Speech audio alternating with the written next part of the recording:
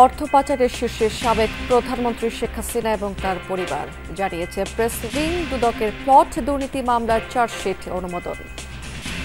এই টাকাটা কিভাবে আনা যায় এটা ত্বরান্বিত করার জন্য এবং এই যে কাজগুলো যে হচ্ছে সেই কাজগুলোর মধ্যে কোঅর্ডিনেশনটা আরো স্মুথলি করার জন্য একটা আইন খুব শীঘ্রই করা হবে। বিএনপির অভিযোগ ব্যক্তিগতভাবে নেয় অন্তর্বর্তী সরকার। মন্তব্য রিজভী আহমেদের। নির্বাচন এবং সংস্কারের রোডম্যাপ ঘোষণার দাবি নাহিদ ইসলামের। এবার হবিগঞ্জে নির্যাতনের শিকার 6 বছরের শিশু। খবর শুনে অসুস্থ বাবার মৃত্যু। জামালপুরে ধর্ষণ মামলার আসামির বয়স কমানো নিয়ে আইনজীবী ছাত্র জনতার সংঘর্ষ।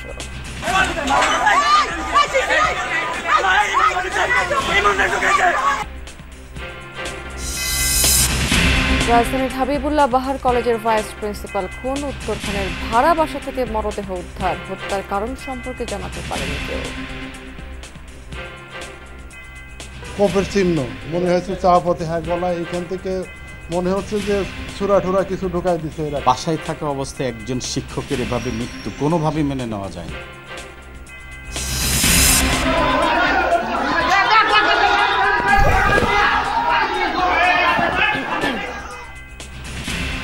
ফুটবল খেলা নিয়ে তর্কাতর্কির জেরে ব্রাহ্মণবাড়িয়ার নাসিরনগরের দুপক্ষের মধ্যে সংঘর্ষ। নারী পুরুষ সহ আহত অন্তত 20 জন।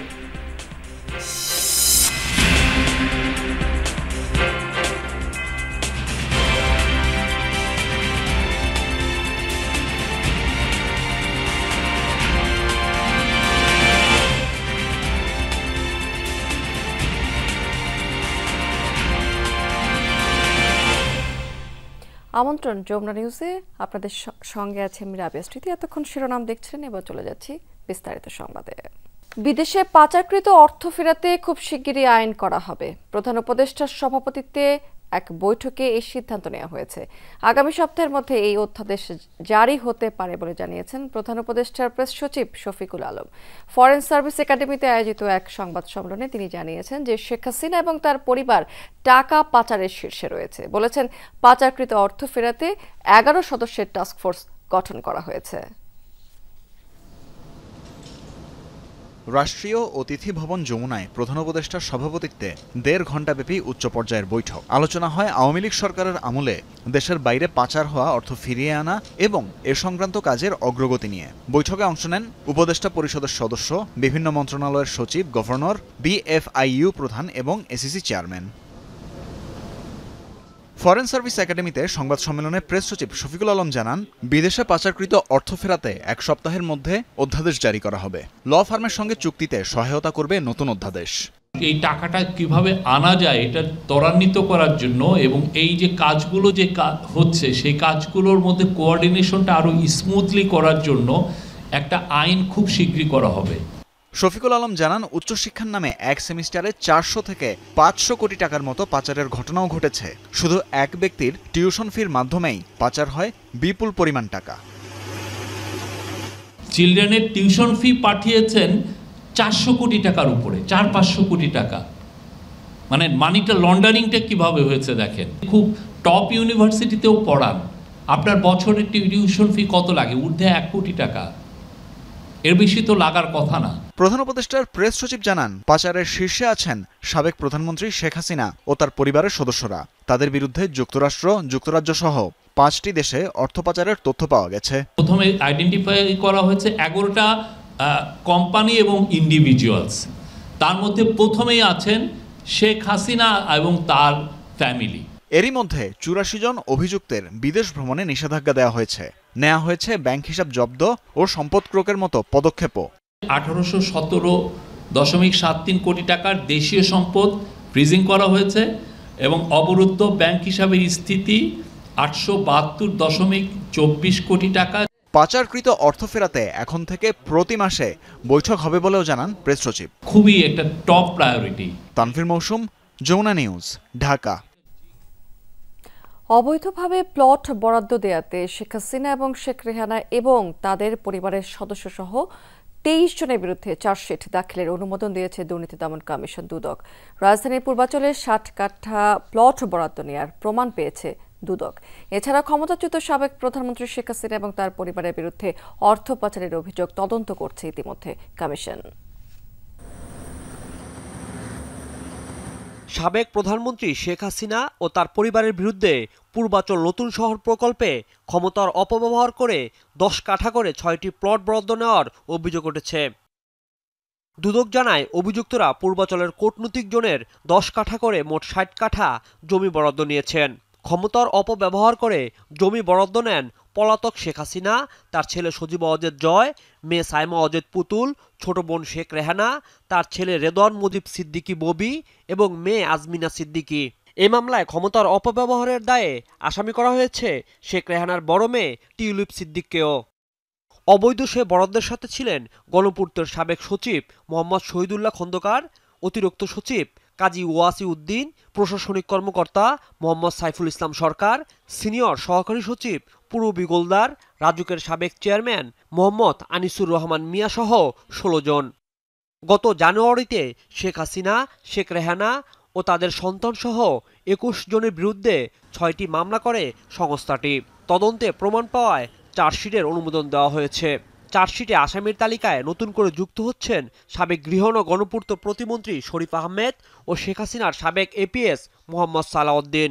শেখ হাসিনা সাবেক প্রধানমন্ত্রী গণপ্রজাতন্ত্রী বাংলাদেশ সরকারের প্রধানমন্ত্রী হিসেবে দায়িত্ব পালনকালে তার উপর অর্পিত ক্ষমতার অপব্যবহার করে নিজ মালিকানায় ও তার পুত্র, কন্যা, বোনের মেয়ে এবং বোনের ছেলের নামে ঢাকা শহরে বাড়ি বা ফ্ল্যাট বা আবাসন সুবিধা থাকার পরেও তা গোপন করে 6 জনের অনুকূলে 60 কাঠা জমি বরাদ্দ দেয়া সংক্রান্ত 6টি মামলা রুজু হয়েছিল। সেই মামলায় সংশ্লিষ্ট আসামিদের এজাহারনামীয় এবং তদন্তে আগত আসামিদের বিরুদ্ধে চার্জশিট দাখিলের অনুমোদন প্রদান করা হয়েছে। তিনি বলেন, আইন অনুযায়ী শীঘ্রই আসামিদের গ্রেপ্তারের প্রক্রিয়া শুরু করবে দুদক। বিজ্ঞ আদালতে চার্জশিট দাখিলের পরে আইনানুগ প্রক্রিয়া অনুসরণ করে বিজ্ঞ আদালতে তাদেরকে গ্রেপ্তারের কার্যক্রম গ্রহণ করবেন। সমন ওয়ারেন্ট জারি হবে, সেগুলি যথাযথভাবে জারি করা হবে এবং আমাদের তদন্তকারী দল যারা আছেন তারাও যারা সংশ্লিষ্ট আসামি রয়েছেন তাদেরকে গ্রেপ্তারের প্রক্রিয়া অব্যাহত রাখবে। এছাড়া শেখ হাসিনা ও শেখ রেহানার পরিবারের বিরুদ্ধে বিভিন্ন প্রকল্পে 80,000 কোটি টাকার দুর্নীতি ও $300 মিলিয়ন পাচার সহ বিভিন্ন অনিয়মের অনুসন্ধান করছে দুদক। আইন এবং বিধিমালা অনুসরণ করে কাজগুলো করছেন। রাজীব আহমেদ, যমুনা নিউজ, ঢাকা। নারীর প্রতি সহিংসতা, নিপীড়ন এবং ধর্ষণ নিয়ন্ত্রণে অন্তর্বর্তী সরকারের সদিচ্ছার অভাব দেখা দিচ্ছে। ধর্ষণ বিরোধী মানববন্ধন থেকে এমন অভিযোগ জাতীয়তাবাদী ছাত্রদলের। আরেক কর্মসূচি থেকে সিনিয়র যুগ্ম মহাসচিব রেজভী আহমেদ দাবি করেছেন, বিএনপির অভিযোগ ব্যক্তিগতভাবে নেয় অন্তর্বর্তী সরকার। হাইকোর্টের সামনের সড়ক জুড়ে অসংখ্য প্লেকার্ড নিয়ে মানববন্ধনে জাতীয়তাবাদী ছাত্রদলের নেতাকর্মীরা। কদম ফোয়ারের সামনে থেকে শুরু করে মৎস্য ভবন পেরিয়ে উচ্চ আদালতের সীমানা ঘেঁষা রমনার গেট পর্যন্ত এই বিস্তৃতি। নারীর প্রতি সহিংসতা, নিপীড়ন, ধর্ষণ, অনলাইন ট্রোল এবং আইনশৃঙ্খলা পরিস্থিতির অবনতি ও বিচারহীনতার প্রতিবাদে আয়োজিত এই কর্মসূচিতে যোগ দেন ছাত্রদলের বিভিন্ন ইউনিটের নেতাকর্মীরা। সাম্প্রতিক ধর্ষণ ঘটনার উদাহরণ তুলে প্রতিটি কণ্ঠ থেকে উচ্চারিত হয় বিচারের দাবি। না আমরা ঘরে নিরাপদ থাকতে পারছি না, আমরা বাইরে নিরাপদ থাকতে পারছি, তাহলে আসলে নারীরা নিরাপদটা কোথায়? বিচারটা কবে হবে? প্রসিডিউরটা যেন তাড়াতাড়ি হয়, এটা যেন বিলম্বিত না হয়। তো আমরা অনেকটা অনিরাপদ। এই সরকার আমাদের মনে হচ্ছে নিরাপত্তা দিতে পারছে না। তারা সেই ইফতিজারকে ফুলের মালা দিয়ে বরণ করে ধর্ষণকে এভাবে তারা প্রমোট করে যায়। এই সাইকোলজি, বিচারহীনতা সংস্কৃতি এবং সরকারের প্রত্যেকটা ল এনফোর্সিং এজেন্সি অপারগতা থেকে এসেছে। বক্তব্যে ছাত্রদলের শীর্ষ নেতারা দাবি করেন, অভ্যুত্থান পরবর্তী সময়ে জনগণ সমর্থন দেওয়ার পরও আইনশৃঙ্খলা পরিস্থিতির উন্নতি করতে পারেনি অন্তর্বর্তী সরকার। নারী নিপীড়ন বৃদ্ধি পাচ্ছে, ধর্ষণের ঘটনা বেড়েই চলছে, কিন্তু আমরা গণতান্ত্রিক ধারায় যে বক্তব্য, সেই বক্তব্যগুলো সরকারের নিকট থেকে শুনতে পাচ্ছি। আমরা স্পষ্টভাবে তাদের যে সদিচ্ছার অভাব সেটি আমরা লক্ষ্য করছি। এই অন্তর্বর্তীকালীন সরকারের যে স্টেক হোল্ডার এবং যে 2-1 গুপ্ত সংগঠনের নেতারা যারা এখনো নারী নিপীড়নের পক্ষে তদবির করছে, তাদের বিষয়ে কিন্তু অন্তর্বর্তীকালীন সরকারের অত্যন্ত সতর্ক ব্যবস্থা গ্রহণ করা উচিত বলে আমরা মনে করছি। এদিকে নয়াপল্টনে দলের কেন্দ্রীয় কার্যালয়ের সামনে মাগুরায় শিশু ধর্ষণের প্রতিবাদে বিক্ষোভ মিছিল করে জাতীয়তাবাদী মহিলা দল। মিছিল পূর্ব সমাবেশে রিজভী আহমেদ দাবি করেন, বিভিন্ন মন্ত্রণালয়, ডিসি ও এসপি অফিসে ছাত্ররা নির্দেশনা দিচ্ছে। তারা যদি ডিসিকে নির্দেশ করে, তারা যদি এসপিকে নির্দেশ করে, তারা যদি ডিসি এসপির ঘরে বসে থাকে, তাহলে আপনি আইন প্রয়োগ হবে কি করে? আরে ডিসি এসপি অন্যায় করলে আপনি ক্যাম্পাসে তার প্রতিবাদ করুন। দ্রুততম সময়ের মধ্যে ধর্ষকের দৃষ্টান্তমূলক শাস্তি নিশ্চিতে সকলকে ঐক্যবদ্ধ থাকার আহ্বানও জানান নেতাকর্মীরা। এই হাজার হাজার কোটি কোটি লক্ষ জনতার সামনে এই ধর্ষকদের ফাঁসি কার্যকর হোক। সাইফুদ্দিন রবিন, যমুনা নিউজ, ঢাকা। কত দিনের মধ্যে নির্বাচন এবং সংস্কার হবে তার রোডম্যাপ ঘোষণা করতে সরকারের প্রতি আহ্বান জানিয়েছেন জাতীয় নাগরিক পার্টির আহ্বায়ক নাহিদ ইসলাম। শহীদ পরিবারের সাথে ইফতার মাহফিলে এই কথা বলেছেন তিনি। বলেছেন, নির্বাচনের বিরুদ্ধে নয় এনসিপি, ভোটে অংশ নিতেই রাজনৈতিক দল গঠন করা হয়েছে। দলের শীর্ষ নেতারাও বলেছেন যে শেখ হাসিনাকে ফিরিয়ে এনে বিচারের মুখোমুখি করতে হবে। বিচারের আগে দেশে কোনো নির্বাচন নয়। জুলাই আন্দোলনে শহীদ পরিবার আর আহতদের সাথে সোহরাওয়ার্দী উদ্যানে জাতীয় নাগরিক পার্টির ইফতার। ইফতারের আগে আহত ও শহীদ পরিবারের সদস্যদের দৃঢ় কণ্ঠে উচ্চারণ, শহীদদের রক্তের বিচার ছাড়া দেশে যেন কোনো নির্বাচন না হয়। আগে বিচার হবে, তারপর সংস্কার হবে। এই বাংলাদেশ সংস্কার না হইলে আমরা আবার আরেকটা 24 হয়তো সামনে অপেক্ষা করতেছে। লাশ ভ্যানে স্তূপ করে রেখে আগুন দিয়ে জ্বালিয়ে দেওয়া হয় আমাদের ছেলেদেরকে। আমরা কিভাবে এটা মেনে নিতে পারি? পুরো পরিবেশ ভারী হয়ে ওঠে আহত ও শহীদ পরিবারের আহাজারিতে। অনেক অনেক মার বুক খালি হয়েছে, অনেক অনেক মানুষের বিধবা হয়ে গেছে, অনেক অনেক বাবা হারা হয়েছে, সবকিছুই। কিন্তু আমরা চাই এই বিচার। হাসিনা সহ যত দোষর আছে, মাঠ কর্মী যারা নির্দেশ পেয়ে গুলি করছে, সবার বিচার চাই। আমার ছেলে মারা গেছে, এরকম হাজারো মায়ের বাপের কোল খালি হয়েছে, কিন্তু ভবিষ্যতে আর এরকম চাই না। এনসিপির সদস্য সচিব আক্তার হোসেন বলেন, কোনো রকম ছল চাতুরি করে নির্বাচন ও সংস্কারের নামে জনগণকে পিছিয়ে রাখা যাবে না। একই সাথে শেখ হাসিনাকে দেশে ফিরিয়ে এনে বিচারের মুখোমুখি করার আহ্বান তার। অতি দ্রুত শেখ হাসিনাকে দেশে ফিরিয়ে নিয়ে এসে বিচারের মুখোমুখি কাঠগড়ায় দাঁড় করাতে হবে। শুধুমাত্র নির্বাচনের আলাপের মধ্য দিয়ে সংস্কার এবং বিচারের যে দাবি, সেই দাবি থেকে জনতাকে পিছুপা করে রাখা সম্ভব নয়।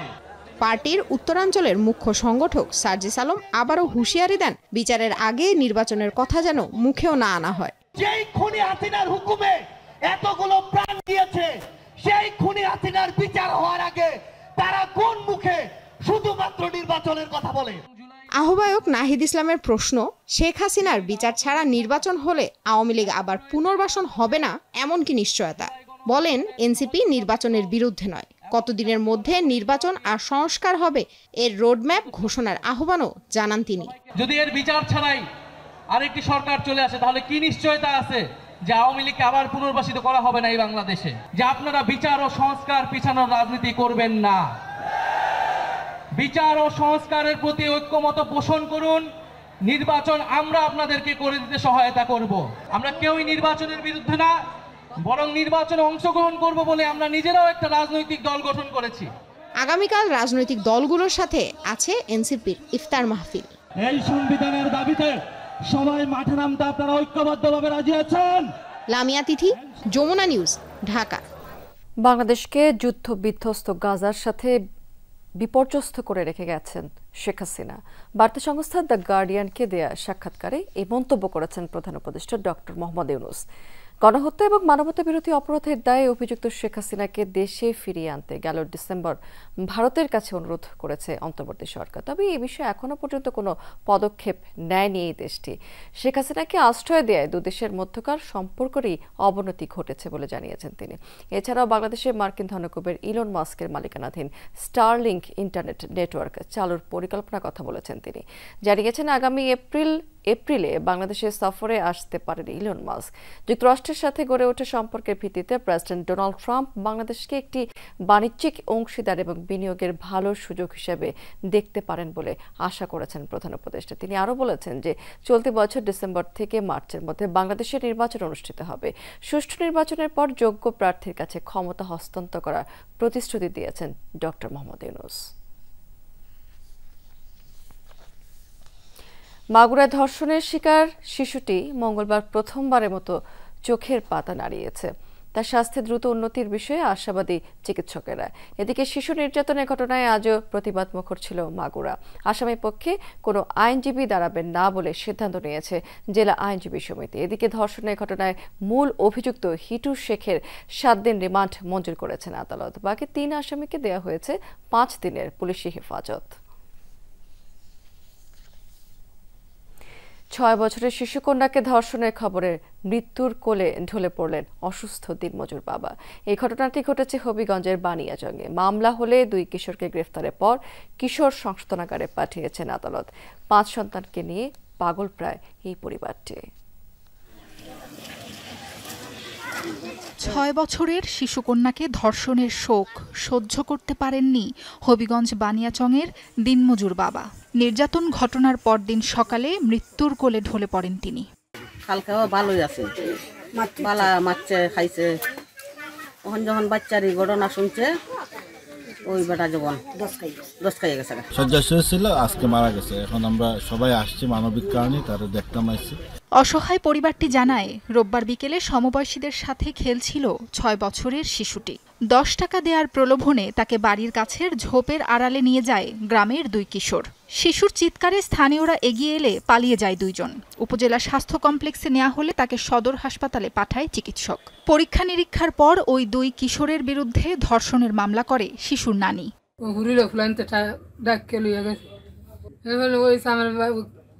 বান্নে চালাই গান বটকাছ চলে হারাইছে আর কুরিন্দে দেখকে চলে গেছে। আলামার ফুরি কই কয় আনছি আমি গান ওই বান্নি থলার বটগাছে থপ্ত জঙ্গলার হেরো 2 ফুলা আর ইলা খাইছি। ওহন খিতালো তুই তো কান্দস কই বাইবা আমারে ফেন হুইলে ফেম করছে। 4-5টা বাচ্চা কাচ্চা তার উপরে নির্ভর করতো। এখন তার আর কেউ নাই মনে করেন যে এই রুজি করব বা ইনকামের কোনো রাস্তা নাই তার। আমরা আশা করি প্রশাসন এটা দ্রুত ব্যবস্থা নেবে এবং আইনি দ্রুত পদক্ষেপ নেবে এবং সর্বোচ্চ শাস্তি নিশ্চিত করবে। অভিযোগ পেয়ে ঘটনার দিন রাতেই 2 কিশোরকে গ্রেফতার করে পুলিশ। আদালতে তোলা হলে কিশোর সংশোধনাগারে পাঠানোর নির্দেশ দেন বিচারক। আমরা খবর পাইছি 9:30টার দিকে। আমরা 11টার মধ্যে দুজনকে ধরে ফেলছি আর কি। আমরা পরে এজাহারটাও নিছি এবং রেকর্ড হয়েছে আর কি। রাজমিস্ত্রির সহকারীর কাজ করে 5 সন্তান আর স্ত্রীকে নিয়ে চলছিল সংসার। এক হাতে পচন ধরায় কেটে ফেলার পরামর্শ দিয়েছিলেন চিকিৎসকরা। তবে বেঁচে থাকার সে লড়াই থেমে গেল এই দিন মজুরের। জড়িতদের কঠোর শাস্তির দাবি এলাকাবাসীর। সাবরিনা লিজা, যমুনা নিউজ। এদিকে জামালপুরে ধর্ষণ মামলায় আসামির বয়স কমানো নিয়ে আইনজীবীদের সাথে সংঘর্ষে জড়িয়েছে ছাত্র জনতা। এতে আহত হয়েছে সেখানে 2 পক্ষের অন্তত 8 জন।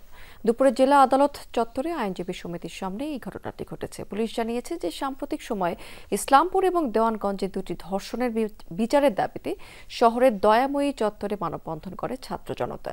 পরে ধর্ষণ মামলা 2টির আসামি পক্ষের আইনজীবীদের সাথে কথা বলতে চায় তারা। এ সময় অভিযুক্ত এক আসামির বয়স কম দেখানোর বিষয়ে আইনজীবীর সাথে ছাত্র জনতার বাকবিতণ্ডা হয়। পরে তাদের মধ্যে ধাওয়া পাল্টা ধাওয়ার ঘটনা ঘটে। আহতদের উদ্ধার করে হাসপাতালে নেওয়া হয়েছে।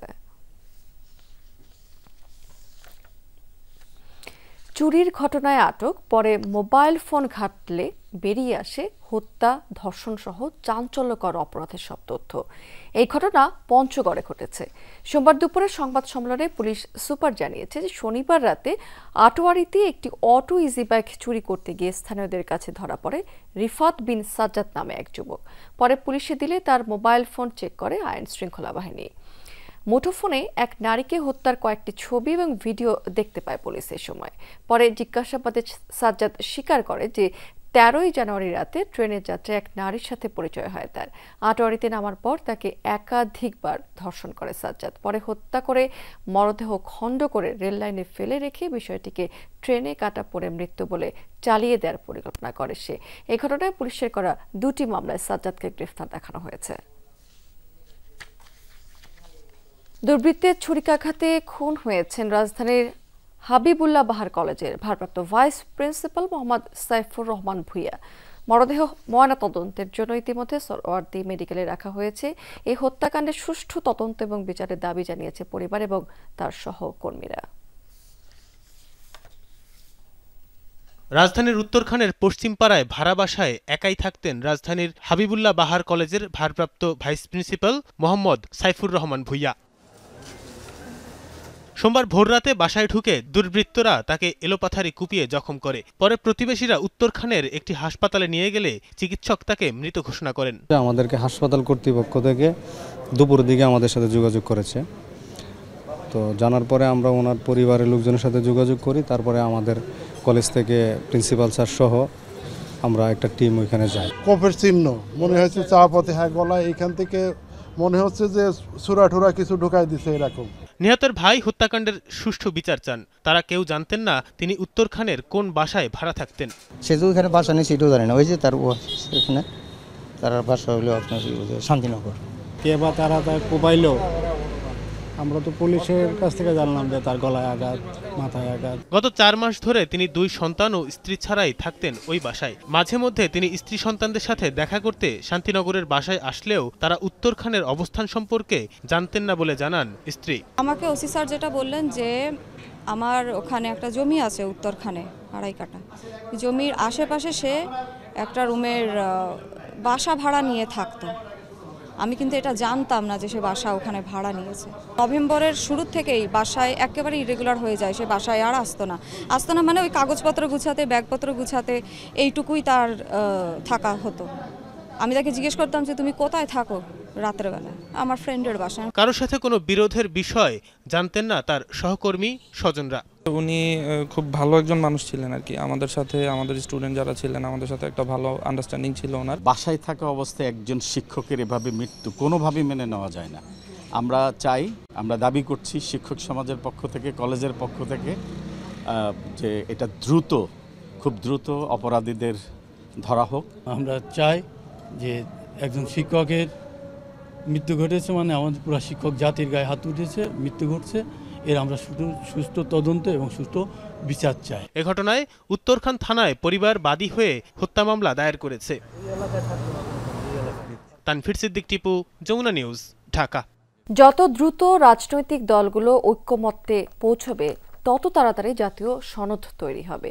ঐক্যমত্য কমিশনের কারণে নির্বাচন আয়োজন বাধাগ্রস্ত হবে না বলে জানিয়েছেন জাতীয় ঐক্যমত্য কমিশন সহ সভাপতি অধ্যাপক ডক্টর আলী রিয়াজ। তিনি বলেছেন যে সব সংস্কার অন্তর্বর্তী সরকার করবে না, অধ্যাদেশের মাধ্যমে সংবিধান সংশোধন সম্ভব। সংস্কার কমিশনের সুপারিশ নিয়ে ভিন্ন মত আছে এই দলগুলোর মধ্যে, তবে আলোচনার মাধ্যমে সমাধান আশা করছে কমিশন।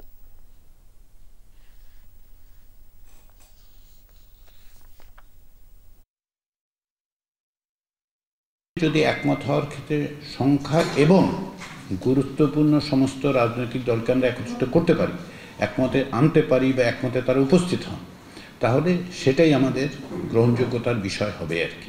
একই নির্বাচনের মধ্য দিয়ে এমন জাতীয় সংসদ নির্বাচন করা সম্ভব যা প্রাথমিকভাবে গণপরিষদের দায়িত্ব পালন করবে এবং পরবর্তী সময়ে তারা জাতীয় সংসদ হিসেবে কাজ করবে, আবার একই সঙ্গে পাশাপাশিও করতে পারে। শাসকরা মালিক হবেন না, সেবক হবেন, এমন বাংলাদেশ গড়তে চান বলে মন্তব্য করেছেন জামায়াতে ইসলামের বাংলাদেশের আমির ডক্টর শফিকুর রহমান। সন্ধ্যায় মণিপুর হাই স্কুল মাঠে জামায়াতে ইসলামে বাংলাদেশ আয়োজিত বিশিষ্টজনদের সম্মানে ইফতার অনুষ্ঠানে যোগ দিয়ে তিনি এসব কথা বলেছেন। তিনি এই সময় আরও বলেছেন, সেই দেশে দুর্নীতি এবং দুঃশাসন থাকবে না। দেশে এখন আল্লাহর আইন চাই, অন্য সব ভাইদের আইন দেখা হয়ে গেছে। যে দল ইমানদারির সবচেয়ে কাছাকাছি নির্বাচনে সেই দলকে বাছাই করতে আহ্বান জানিয়েছেন তিনি। যার মুখের কথার সাথে কাজের বেশি মিল থাকবে, জাতি তাদেরকেই বেছে নেবে।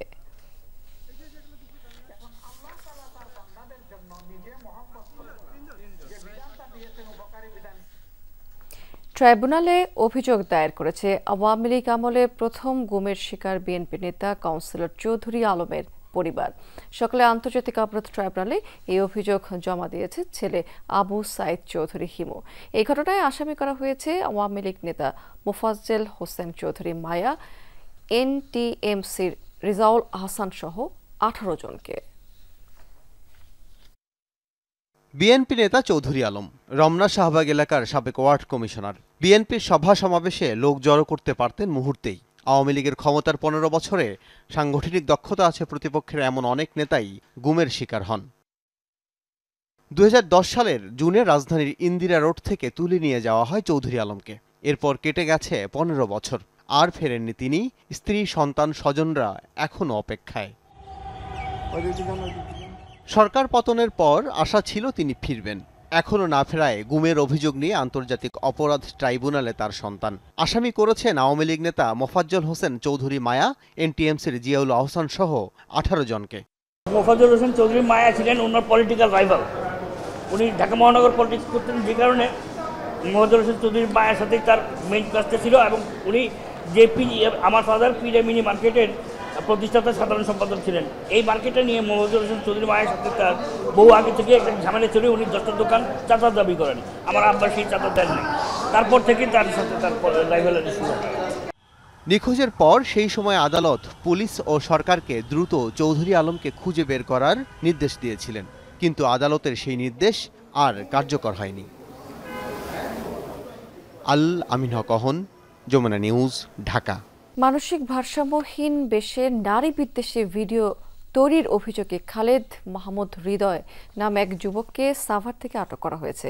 পুলিশ জানিয়েছে যে সামাজিক যোগাযোগ মাধ্যমে তিনি বিভিন্ন সময় নারীদের হিজাব পরা নিয়ে বিভ্রান্তিকর ভিডিও বানিয়ে তা প্রচার করেন। এসব ভিডিও সামাজিক যোগাযোগ মাধ্যমে ছড়িয়ে পড়লে ক্ষোভ এবং সমালোচনা সৃষ্টি হয়। আপনারা হিজাব পরতেছেন, মাশাআল্লাহ, ওনাকে পরাবেন। সম্প্রতি সাভারের বিভিন্ন স্থানে মানসিক ভারসাম্যহীন বেশ ধরে এই যুবককে দেখা যায় নারীদের যেচে পড়ে বিভিন্ন উপদেশ দিতে। এমনকি ধর্ম পরিচয় কিংবা ব্যক্তি স্বাধীনতা তোয়াক্কা না করেই নারীদের হিজাব পরা নিয়ে বিভ্রান্তিকর বক্তব্য দেন তিনি। এমন বিভিন্ন ভিডিও ভাইরাল হয় সামাজিক মাধ্যমে, শুরু হয় সমালোচনার ঝড়। হিজাব পরলে কিন্তু সুন্দর লাগবে, কিন্তু তাতে কি হয়েছে? এই জন্য কি মানুষকে দেখানো লাগবে বলো? জানা যায় ওই যুবকের নাম খালিদ মাহমুদ হৃদয়। নারী বিদ্বেষী ভিডিও এবং বিভিন্ন ধরনের কন্টেন্ট তৈরি করে তা নিজের ফেসবুক পেজে আপলোড করেন তিনি। মানে টিকটকের জন্য বিভিন্ন ছোট ছোট বাচ্চাগুলা, তারপরে আপনার বড় বড় ওই যে অনেকে সংসারও ভাঙতেছে কিন্তু টিকটকের জন্য। সামাজিক যোগাযোগ মাধ্যমে একটা উশৃঙ্খল আচরণ করা, নারীর প্রতি বিদ্বেষ আচরণ করা, সেটি এই হৃদয় খান করেছে, যেটি সামাজিক যোগাযোগ মাধ্যমে তাকে গ্রেপ্তারের দাবি উঠেছে। সামাজিকভাবে অস্থিরতা করছে, আসলে এটা আসলে একটা ন্যাক্কারজনক জিনিস, এটা মানুষ আসলে ভালো চোখে দেখছে না। উত্ত্যক্ত করা ও নারীর প্রতি সহিংসতা বৃদ্ধির চেষ্টার অপরাধে আমিনবাজার থেকে অবশেষে তাকে আটক করে পুলিশ। যারা শালীন পোশাক পরে আছে তাদেরকেও সে বলছে যে তুমি হিজাব পরো, তুমি বোরকা পরো। তারপরে একটা মেয়েকে দেখা যাচ্ছে হিন্দু মেয়ে, তাকেও বলছে সে এরকম। অর্থাৎ সে একটা সমাজে অস্থিতিশীল তৈরি করা বা ছেলেদেরকে ধর্ষণে উস্কানি দেওয়া, এরকম বানিয়ে দিচ্ছে সে। মঙ্গলবার তাকে আদালতে তোলা হবে বলেও জানিয়েছে পুলিশ। হুমায়ুন রশিদ, যমুনা নিউজ। সিলেটের বিশ্বনাথে পারিবারিক বিরোধের জেরে এক ব্যক্তি হাত পা বেঁধে নির্যাতনের ঘটনা ঘটেছে। এমন একটি ভিডিও সামাজিক যোগাযোগ মাধ্যমে ভাইরাল হয়। তাতে দেখা যায় যে একজনকে রশি দিয়ে বেঁধে নির্যাতন করছে 3 জন ব্যক্তি। জানা যায় আহত ব্যক্তির নাম সেলিম আহমেদ, তিনি হোসেনপুর গ্রামের বাসিন্দা। পুলিশ জানিয়েছে এই ঘটনাটি 8ই মার্চের। ভুক্তভোগীর স্ত্রী এই বিষয়ে থানায় মামলা করেছেন। ইতিমধ্যে মামলায় তিনি তার ভাসুর এবং তার ছেলে এবং দেবরকে আসামি করেছেন। এই ঘটনায় একজনকে গ্রেফতার করা হয়েছে ইতিমধ্যে। ভাইয়ের মধ্যে একটা জায়গায় সম্পত্তি নিয়ে ঝামেলা ছিল আর কি। এই জায়গায় এমন একটা ঘটনা ঘটছিল, পরে তো পুলিশ যাই ওই ভিকটিম উদ্ধার করে হসপিটালে পাঠাইছে। এমনকি এটা মামলাও রেকর্ড হয়ে আপনার একজন আসামির অ্যারেস্ট করা হয়েছে গতকাল পরশু। 7 ঘন্টা দুর্ভোগের পর বনানীর সড়ক ছেড়ে গেছেন গার্মেন্টস কর্মীরা। সকালে ট্রাকের ধাক্কায় এক গার্মেন্টস কর্মী নিহত হলে ব্যস্ততম বিমানবন্দর সড়ক অবরোধ করে তার সহকর্মীরা। এই ধর্মঘটটি চলে দুপুর 1:30টা পর্যন্ত। শহর জুড়ে দেখা দেয় তীব্র যানজটে। পরে চালককে গ্রেফতার এবং নিহতের পরিবারকে ক্ষতিপূরণের আশ্বাসে অবরোধ প্রত্যাহার করেন তারা। রাতে ঘাতক ট্রাক ড্রাইভারকে গ্রেফতার করেছে মহানগর গোয়েন্দা পুলিশ। সকাল 7টার কিছু আগে রাস্তা পারাপারের সময় রাজধানীর বনানী চেয়ারম্যান বাড়ি ইউটার্নে ট্রাক চাপায় ঘটনাস্থলেই মারা যান গার্মেন্টস শ্রমিক মিনারা আক্তার। গুরুতর আহত হন আরও 2 জন।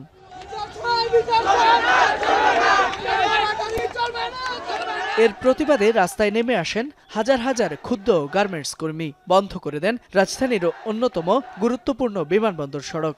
এতে স্থবির হয়ে পড়ে গুলশান বনানী সহ আশপাশের যান চলাচল। বন্ধ করা হয় এলিভেটেড এক্সপ্রেসওয়েও। ঘাতক চালককে গ্রেফতার সহ বেশ কিছু দাবি তুলে ধরেন আন্দোলনরতরা।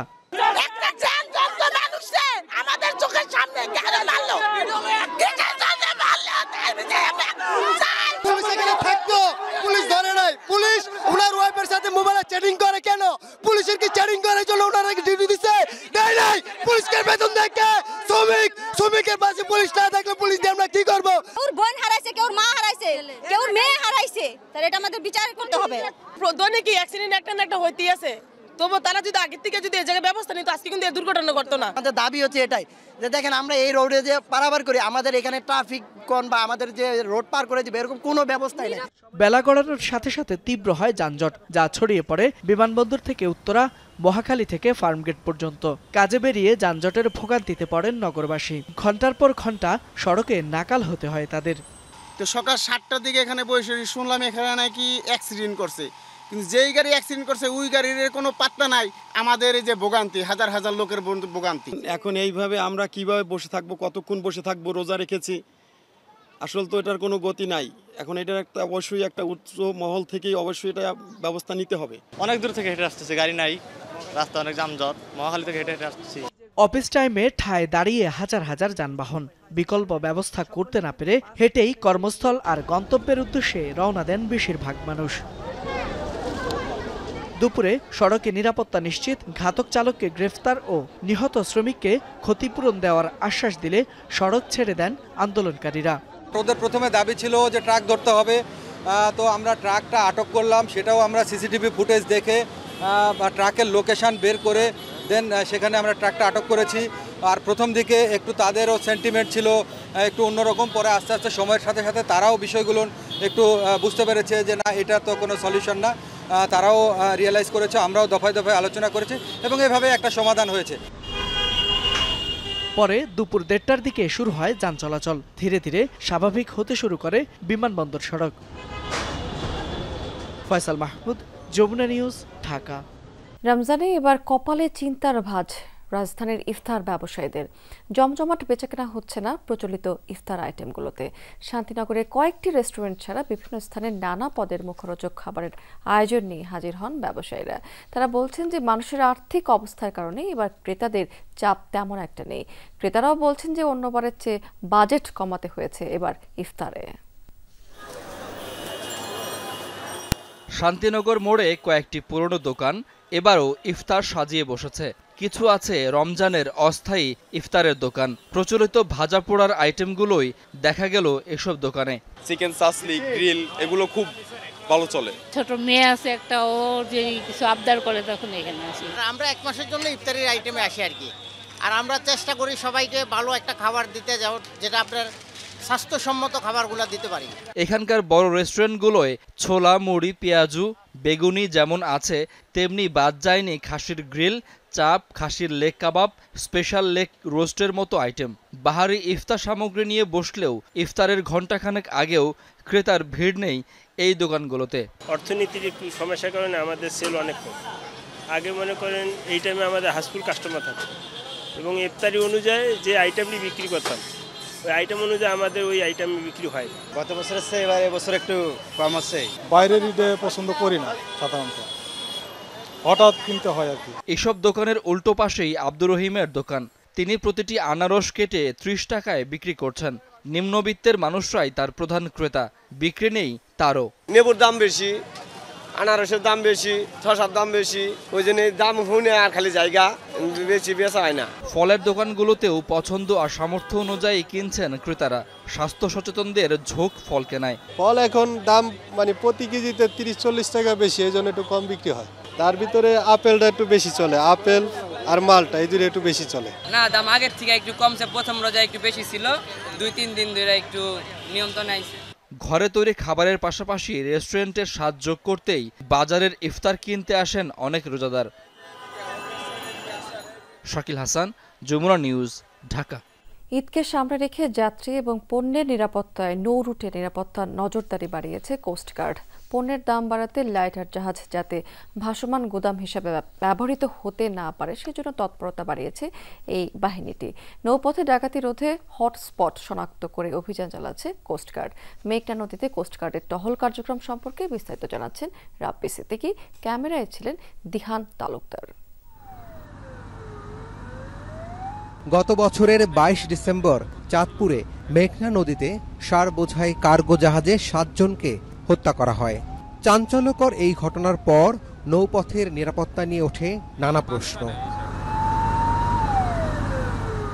এমন ঘটনা প্রতিরোধ সহ সমুদ্র ও নৌপথকে নিরাপদ করতে 24 ঘন্টার টহল কার্যক্রম শুরু করেছে কোস্টগার্ড। অভিযানের অংশ হিসেবে চাঁদপুরের মেঘনা নদীতে সোমবার নিরাপত্তা মহড়া দেয় বাহিনীটির চৌকস-দল। হাইস্পিড বোট দিয়ে ঢাকা চাঁদপুর নৌ রুটে টহল কার্যক্রম চালায় বাহিনীর সদস্যরা। কোস্টগার্ড কর্মকর্তারা বলছেন, ঈদকে সামনে রেখে অপরাধীরা যাতে নৌপথ ব্যবহার করতে না পারে সেজন্য সর্বোচ্চ সতর্ক তারা। আমাদের সামনে আসন্ন ঈদ, রমজান এবং পরিবর্তিত পরিস্থিতির বিভিন্ন চ্যালেঞ্জ মোকাবেলার ক্ষেত্রে আমাদের এই টহলটা আরও জোরদার করা হয়েছে। আমরা বর্তমানে আমাদের যে ঢাকা, বরিশাল, চাঁদপুর যে নৌ রুটটা আছে এই রুটে রাত্রিকালীন বিশেষ টহল কার্যক্রম পরিচালিত হচ্ছে, যা আমাদের লঞ্চ এবং স্টিমার সহ অন্যান্য লাইটার কোস্টার এবং নৌযান সমূহের নিরাপত্তা নিশ্চিতে গুরুত্বপূর্ণ ভূমিকা পালন করছে। তিনি জানান, পণ্যের দাম বাড়াতে লাইটার জাহাজগুলো যেন ভাসমান পণ্যের গুদাম হিসেবে ব্যবহার না হয় সে বিষয়ে নেওয়া হয়েছে বাড়তি সতর্কতা।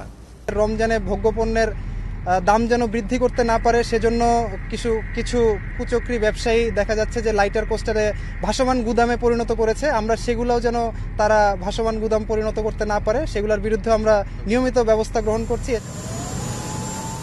ঈদকে সামনে রেখে বাংলাদেশ কোস্ট গার্ড প্রায় প্রতিদিনই এভাবে অভিযান চালাচ্ছে। পণ্যবাহী জাহাজ কিংবা যাত্রীবাহী জাহাজ, নদীপথকে নিরাপদ করতে কোস্টগার্ডের সদস্যরা আন্তরিকভাবে কাজ করে যাচ্ছে। রাব্বি সিদ্দিকী, যমুনা নিউজ, চাঁদপুর। গাইবান্ধা জেলার বিএনপির সহ সভাপতি আলহাজ নাহিদুজ্জামান নিশাদকে নিয়ে অপপ্রচারের প্রতিবাদে সংবাদ সম্মেলন করা হয়েছে। সোমবার রাতে সাঘাটার বোনারপাড়ায় সংবাদ সম্মেলনে লিখিত বক্তব্য পাঠ করেছেন ফুলছড়ি উপজেলা বিএনপির সভাপতি সাদেকুল ইসলাম। এতে উল্লেখ করা হয়েছে যে আগামী জাতীয় নির্বাচনে গাইবান্ধা 5 আসন থেকে বিএনপির মনোনয়ন প্রত্যাশী হিসেবে ব্যাপক জনসমর্থন রয়েছে নাহিদুজ্জামান নিশাদের। এই কারণে ঈর্ষান্বিত হয়ে বিভিন্ন মহল তার বিরুদ্ধে নানা ধরনের মিথ্যা প্রচারণায় লিপ্ত। তবে এই ধরনের প্রচারণা সম্পূর্ণ মিথ্যা, বানোয়াট এবং ভিত্তিহীন বলেই দাবি করেছেন তিনি। সম্মানিত সহসভাপতি নাহিদুজ্জামান নিশাদকে নিয়ে কিছু কুচক্রী মহল অর্থনৈতিক, রাজনৈতিক ফায়দায় হাসিলের উদ্দেশ্যে বিভিন্ন অপপ্রচারে লিপ্ত রয়েছেন। ওমানে নবনিযুক্ত বাংলাদেশের রাষ্ট্রদূতের সাথে সৌজন্য সাক্ষাৎ করেছে বাংলাদেশ সোশ্যাল ক্লাব ওমানের বৃহত্তর চট্টগ্রাম উইং এর একটি প্রতিনিধি দল। রোববার রাষ্ট্রদূতের সম্মেলন কক্ষে অনুষ্ঠিত হয়েছে এই আলোচনা সভাটি। প্রতিনিধি দলটি নেতৃত্ব দিয়েছেন সেখানে চট্টগ্রাম উইং এর সভাপতি নূর মোহাম্মদ এবং সাধারণ সম্পাদক সেলিম পারভেজ। শুরুতেই উইং এর পক্ষ থেকে ফুলেল শুভেচ্ছা জানানো হয়েছে নবনিযুক্ত রাষ্ট্রদূত খন্দকার মিসবাউল আজিমকে। এ সময় উপস্থিত ছিলেন দূতাবাসের ঊর্ধ্বতন কর্মকর্তা এবং উইং এর নেতৃবৃন্দরা। আলোচনায় আইন মেনে চলা, দ্বিপাক্ষিক সম্পর্ক এগিয়ে নিতে এবং বৈধ পথে রেমিটেন্স পাঠাতে প্রবাসীদের প্রতি আহ্বান জানিয়েছেন নবনিযুক্ত রাষ্ট্রদূত। বাংলাদেশ প্রবাসী অধিকার পরিষদের পর্তুগাল শাখার আয়োজনে আলোচনা সভা অনুষ্ঠিত হয়েছে এই দেশটিতে। বৃহস্পতিবার পর্তুগালের লিসবনে আয়োজিত এই অনুষ্ঠানে সভাপতিত্ব করেছেন সংগঠনের সভাপতি দিলদার মিয়া, সঞ্চালনা করেছেন সাধারণ সম্পাদক রিপন মাহমুদ। এতে প্রধান অতিথি হিসেবে উপস্থিত ছিলেন সেখানে গণ অধিকার পরিষদের সভাপতি নুরুল হক নূর। বক্তব্য রাখেন সংগঠনের সহ প্রচার সম্পাদক সাইফ উদ্দিন সুমন, পর্তুগাল বাংলাদেশ ছাত্র সংগঠনের সভাপতি জহুরুল ইসলাম মন। এছাড়াও উপস্থিত ছিলেন সেখানে আবুল হোসেন জীবন, খায়রুল আমিন এবং জামান সিদ্দিকী সহ আরও অনেকে। সভায় প্রবাসীদের ভোটাধিকার নিশ্চিতে বিভিন্ন সমস্যা দূরীকরণে আলোচনা করা হয়। সে সময় পর্তুগাল প্রবাসী অধিকার পরিষদের নবগঠিত কমিটির পরিচিতি সভা এবং জুলাই গণ অভ্যুত্থানে প্রবাসীদের ভূমিকা ও প্রত্যাশা শীর্ষক একটি আলোচনা সভা ছিল। যে আলোচনা সভায় অংশ নিতেই আমি মূলত বেলজিয়াম থেকে এখানে আসা। আমরা পর্তুগালবাসী অত্যন্ত আনন্দিত। নবগঠিত কমিটি উপলক্ষে আমরা আজকে বাংলাদেশ এমবেসি পর্তুগালে সাক্ষাৎ করে বিভিন্ন দাবি দাওয়া পেশ করেছি। প্রথমবারের মতো জার্মানির রাজধানী বার্লিনের একটি সরকারি ভবনে রমজানের শুভেচ্ছা বার্তা প্রদর্শিত হয়েছে। বৃহস্পতিবার সরকারের তরফ থেকে ইফতার মাহফিলেরও আয়োজন করা হয়েছে। সেখানে এই ধরনের আয়োজনে খুশি প্রবাসী বাংলাদেশি সহ এই দেশটিতে বসবাসরত মুসলিমরা। জার্মানি থেকে সহকর্মী সামিরা সেতুর প্রতিবেদনের ডেস্ক রিপোর্ট। চলছে সংযমের মাস মাহে রমজান। এ উপলক্ষে বার্লিন সিটি কর্পোরেশনের সরকারি ভবনে প্রদর্শিত হচ্ছে রামাদান কারিম লেখা শুভেচ্ছা বার্তা। প্রথমবারের মতো এ ধরনের কোনো উদ্যোগ নিয়েছে দেশটির সরকার। নিয়ন আলোয় সজ্জিত সাইনবোর্ডে রমজানের শুভেচ্ছা বার্তা পেয়ে খুশি প্রবাসী মুসলিমরা।